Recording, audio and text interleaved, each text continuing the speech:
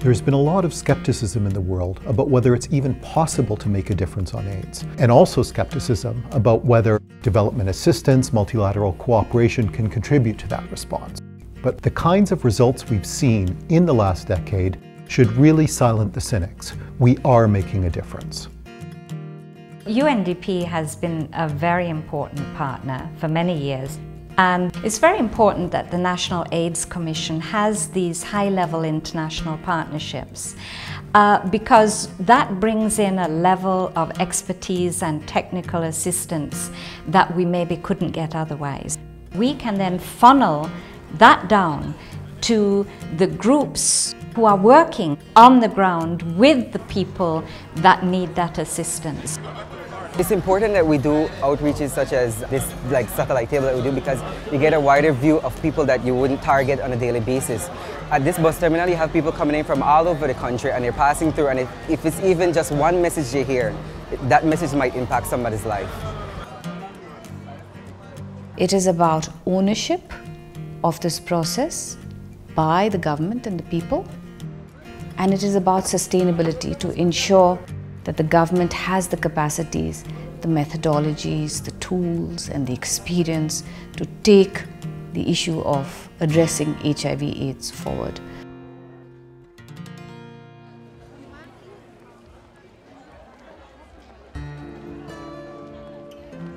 Between 2001 and 2009, the rate of new HIV infections around the world declined by over 25%, including in some of the most affected countries and some of the most affected populations.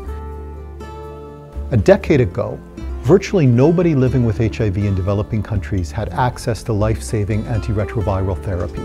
Now, almost 6 million people do. Some 13% of them, about 800,000 people, are on programs managed by UNDP. Non seulement de gen médicament pour me vivre, de gen espoir pour me vivre, mais moun sa yo vinn ban plus espoir toujours que ma vivre, gen vie.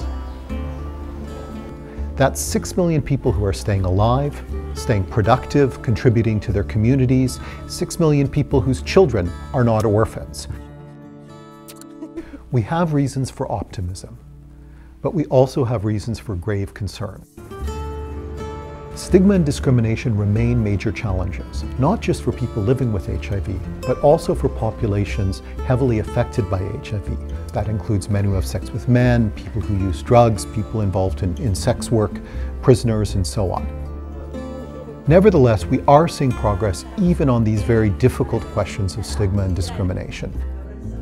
I think by protecting and advancing human rights, you actually are protecting and promoting the public health, because you're ensuring that no group gets left behind.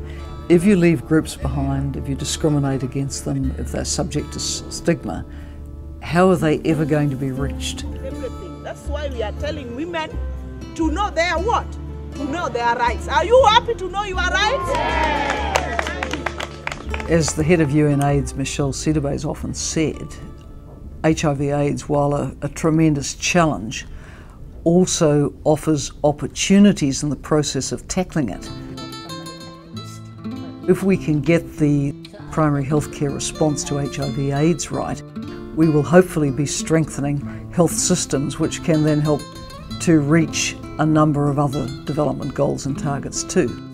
Successful action on HIV doesn't just make a difference for MDG 6, AIDS, tuberculosis, and malaria. In fact, successful action on the social determinants of HIV, the kinds of legal issues, gender issues, poverty issues that most make a difference for HIV, also contribute to other health outcomes and indeed the MDGs more broadly. You cannot have an HIV intervention successful without taking care of maternal health, of education, of gender relations. It's not a technical intervention, it goes beyond that and touches upon stigma, touches upon discrimination, touches upon social structures, and therefore the need for partnerships.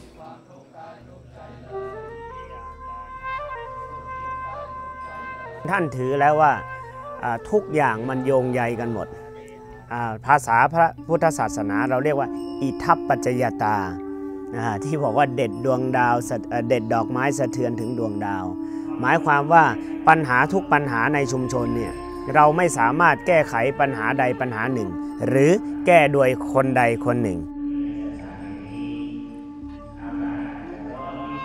There are so many different ways in which you can touch one MDG, like tackling HIV/AIDS, and have an impact on another.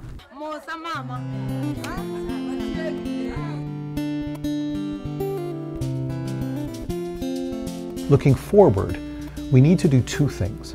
We need to continue focused work on HIV, but we also have to make sure that broader work on health and development is far more HIV sensitive and HIV responsive than before.